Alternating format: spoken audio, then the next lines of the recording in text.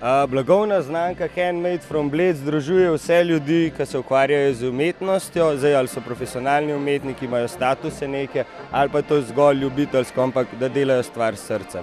Gre se pa za to, da bomo predstavili Blejce, ker se mi zdi, da je prav, če ti prideš v neko mesto, da ješ njihovo hrano, se naučiš njihove navade in tudi spoznaš njihovo umetnost. Ker konec koncev umetniki so odraz časa in družbe v prostoru, kjer živijo. In tukaj pa to mi predstavljamo, ker smo na Bledu. Jaz moram reči, da so bili zelo zadovoljni, tudi z veseljem so pristopili k stvari.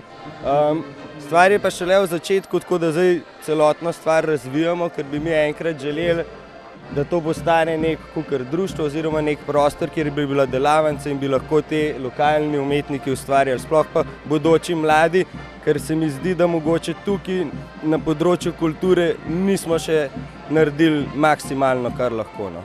Moram reči, da odziv sploh lokalcev je zelo pozitiven, ker so presenečeni, da smo pripeljali olje, platno, original, slike od Ejtištih do jezera, kar je bilo pa spet moje mnenje, da je treba umetnost dati na ulico in ljudem dostopno. Ja, predstavljamo Ejtištih, ker je zelo znana blejska umetnica.